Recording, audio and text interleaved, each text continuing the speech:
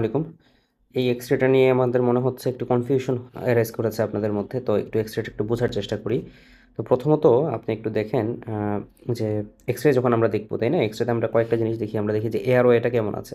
So এইটা হচ্ছে আমাদের এয়ারওয়ে, ওকে?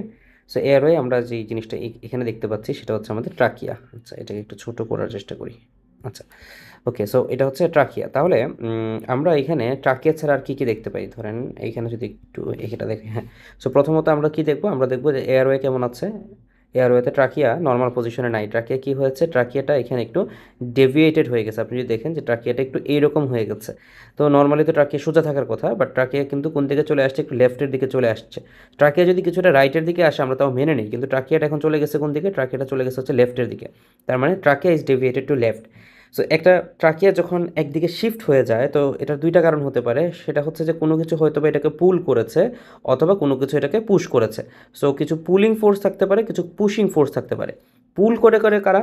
পুল করে যদি কোনো কারণে লাংসের ভলিউম কমে যায়। সো লাংসের ভলিউম কেন কমতে পারে? লাংসের মধ্যে যদি কলাপস হয়, অথবা লাংসটাকে টেনে ছোটো করে ফেলছে, যে ফাইব্রোটিক কোনো ব্র্যান্ড যদি আসে। সো কলাপস, ফাইব্রোসিস, এই দুইটা কারণে মূলত হচ্ছে এটা ছোট হতে পারে। অন্যদিকে পুশ করবে কারা? যেমন এদিকে যদি এক্সট্রা এখানে যদি পানি চলে আসে, তার মানে প্লুরাল ইফিউশন যদি হয়ে যায়, এটা একটা কারণ হতে পারে। অথবা যদি নিউমোথোরাক্স হয়ে যায়, হ্যাঁ, নিউমোথোরাক্স যদি হয় সেটা হতে পারে। অথবা ধরেন এইখানে যদি কোনো মাস লেশন থাকে, সেক্ষেত্রেও তো হতে পারে। আচ্ছা, তো আমরা এখানে সেরকম আসলে কিছু দেখছি না যে প্লুরাতে দেখার মতো ওইরকম আমরা কিছুই দেখতে পাচ্ছি না। তো আমরা এখন আসলে কি চিন্তা করবো যে এই মানুষটার আসলে এখন কি হয়েছে?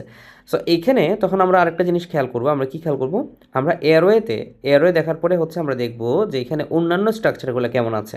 ওকে, সো অন্যান্য স্ট্রাকচারের মধ্যে আপনি এখানে দেখবেন যে হার্ট কেমন আছে, লাংস কেমন আছে, এই প্রত্যেকটা জিনিস আমাদেরকে খেয়াল করতে হবে। যখন আমরা প্রত্যেকটা জিনিস খেয়াল করতে পারবো, তখন আমাদের জন্য এটা কিন্তু বোঝাটা সহজ। আচ্ছা, সো এখন আমরা যদি আরেকটু দেখি যে ওকে, সো আমরা যদি দেখি যে এই পেশেন্টের কী হয়েছে, যে হার্ট মোটামুটি ভালো আছে, কোস্টোফেনিক, কার্ডিওফেনিক অ্যাঙ্গেল মোটামুটি সবগুলোই ভালো। তাহলে এটা নিয়ে আমাদের কোনো কমেন্ট করার কিছু নাই। আমরা দেখতে পাই যে রিবসগুলো যদি দেখি, যদি এটা পিছন থেকে দেখেন আপনি, মোটামুটি এটাকে আপনি হাইপার ইনফ্লেটেডও বলতে বলতে পারবেন না, ঠিক আছে? আবার যদি আপনি দেখেন যে এটা যদি সামনের রিবগুলো দেখেন, 1, 2, 3, 4, 5, 6, সো এটাকে আসলে হাইপার ইনফ্লেশন বলা যায় না, ভালো আছে। তাহলে একটা জিনিস আমরা পাচ্ছি, যে সেই জিনিসটা কি, সেটা হচ্ছে এখানে ট্রাকিয়াটা শিফটেড। ওকে, সো ট্রাকিয়া শিফটেড, এটা তো আমরা পাইলাম। ট্রাকিয়া শিফটেড ছাড়া আর তাহলে কি আছে? আরেকটু যদি আমরা খেয়াল করি যে হার্টটা এখানে অতটুকু আছে, বাট এই জায়গাতে এরকম কিছু একটা অ্যাবনর্মাল মনে হচ্ছে, তাই না? কারণ এই জায়গাতে এরকম অ্যাবনর্মালিটি কিছু থাকার কথা না। এটা জিনিসটা এরকম হওয়া উচিত ছিল যে একদম নর্মাল থাকবে। কিন্তু এই জায়গাটা একটু ডাইলেটেড। এই যে এই জায়গাটা ডাইলেটেড, এই জিনিসটাকে আমরা কি বলি? এই যে ডাইলেটেড জায়গাটা, এইটাকে আমরা একটা নামে ডাকবো। সেটাকে কি বলবো? যেহেতু এই জায়গাটা মিডিয়াস্টানাম, তার মানে এটাকে আমরা কি বলবো? আমরা এই জিনিসটাকে বলবো যে ওয়াইডেন্ড মিডিয়াস্টানাম। আমরা এটাকে কি বলবো? ওয়াইডেন্ড। মিডিয়াস্টানাম ইজ ওয়াইডেন্ড। তাহলে মিডিয়াস্টানামে কি থাকে? মিডিয়াস্টানামে যে স্ট্রাকচারগুলো থাকে, সো এখানে থাকতে পারে লিম্ফ নোড। যেমন আমরা জানি যে এখানে আমাদের হাইলার রিজিয়ন হচ্ছে এটা। সো এখানে মিডিয়াস্টানাল লিম্ফ নোডগুলো থাকতে পারে। এছাড়া কি থাকতে পারে? এছাড়া হচ্ছে আমরা জানি যে এখানে আরেকটা জিনিস থাকে, সেটা হচ্ছে এদিক থেকে একটা আমাদের জিনিস ওঠে। সেটা কি? সেটা হচ্ছে আমাদের superior vena CAVA. So superior vena CAVA কিন্তু এখানে থাকতে পারে। তাহলে আমরা দুইটা জিনিস বুঝলাম, যে এখানে কি থাকবে? এখানে হচ্ছে সুপিরিয়র ভেনা কাভা থাকতে পারে, আর হচ্ছে এই যে এদিক দিয়ে সুপিরিয়র ভেনা কাভা উঠে গেলো, এবং হচ্ছে লিম্ফ নোড থাকতে পারে। তাহলে আমরা যদি সচরাচর চিন্তা করি যে এই মানুষটার এখানে কি হতে পারে, একটা লিম্ফেনোপ্যাথি হতে পারে এই জায়গাটাতে। তাহলে লিম্ফেনোপ্যাথি হওয়া ছাড়া এটা এত বড় হওয়ার কথা না। এবং লিম্ফেনোপ্যাথি হওয়ার পাশাপাশি আপনি যদি দেখেন যে এই দিক থেকে কিছু রেডিয়েটিং ভেসেলের মতো মনে হচ্ছে। সো এই যে রেডিয়েটিং ভেসেল, এই জিনিসটাকে আমরা একটা নামে ডাকি। এটাকে আমরা বলি যে সান রে এপিয়ারেন্স। হ্যাঁ, যখন সান রে এপিয়ারেন্স বলেন, তার মানে কি? তার মানে হচ্ছে যে এইখানে একটা মেলিগনেন্সি খুব সম্ভবত আছে, কারণ হচ্ছে এখান থেকে কিছু ব্লাড ভেসেল আমরা খুঁজে পাচ্ছি। সো যখন এরকম ব্লাড ভেসেল খুঁজে পাবো, এরকম আমরা সান রে এপিয়ারেন্স যখন পাবো, তখন আমরা সেই জিনিসটাকে সাসপেক্ট করতে পারবো যে এটা হয়তো একটা মেলিগনেন্সি আছে। এবং এটার পক্ষে আরও যুক্তি হচ্ছে, এখানে যদি একটা মাস লেশন থাকে, সেটা পুশ করে আমার ট্রাকিয়াটাকে অপোজিট দিকে নিয়ে গেছে। এবং আপনি যদি আরেকটু ভালো করে এই এক্সরে যদি আরেকটু ভালো করে আপনি ফোকাস দেন, দেখবেন যে এই এক্সরেতে এইখানে একটা সার্কামস্ক্রাইব লেশন আছে। এবং এই সার্কামস্ক্রাইব লেশনটাও কি? এটা হচ্ছে ইনহোমোজেনাস একটা লেশন। ইনহোমোজেনাস লেশনগুলা কেন আমাদের মাস লেশনগুলো ইনহোমোজেনাস হয়? কারণ মাস লেশনের মধ্যে কী থাকে? সেখানে কিছু ব্লাড ভেসেল থাকে, কিছু প্যারেনকাইমাল কম্পোনেন্ট থাকে।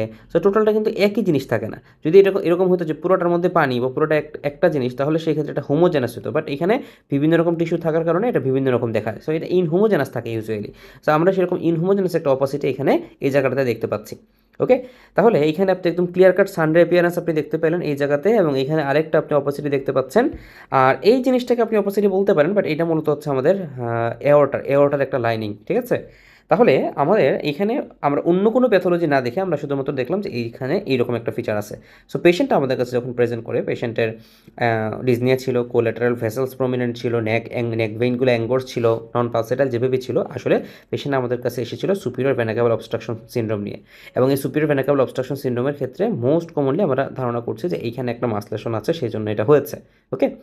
তো এই ক্ষেত্রে আমরা কি করব? আমরা তখন পেশেন্টকে সিটি স্ক্যান করবো, সিটি স্ক্যানের এফএনএসি করবো, ঠিক আছে? তাহলে পরীক্ষাতে যদি আপনাকে কখনো এরকম একটা এক্স রে দেয়, আপনি দেখলেন যে হার্ট ঠিক আছে, বাট এই জায়গাতে একটা মনে হচ্ছে এই জায়গাটা একটু বড়, তখন আপনি স্যার বলবেন যে ওয়াইডেন মিডিয়াস্টানাম, ঠিক আছে? এবং আমরা ওয়াইডেন মিডিয়াস্টানাম যখন আমরা বলবো, তখন আমরা সাধারণত লাংসের ক্ষেত্রে জোন ভাগ করে ফেলি, হ্যাঁ? দুইটা রিপস হলে 2, এরপর হচ্ছে মানে দুইটা রিপস পর্যন্ত হচ্ছে জোন 1, এরপরের দুইটা রিপস পর্যন্ত জোন 2। তাহলে আমরা দেখতে পাচ্ছি যে এটা আপার এবং মিডল জোন দুইটাতেই ইনভলভ করে আছে, তার মানে একটা বড়, মোটামুটি একটা বড় মাস আমরা দেখতে পারি। এরপরে যখন আপনি বড় মাছ আপনি দেখতে পেলেন, তখন স্যার জিজ্ঞেস করতে পারে, ওকে তুমি তো একটা বড় মাছ দেখতে পেয়েছো, তো এটা কি তুমি কীভাবে স্টেজিং করবা? তো সেখান থেকে স্যার চলে যাবে হচ্ছে আপনার লাং ক্যান্সারের স্টেজিং।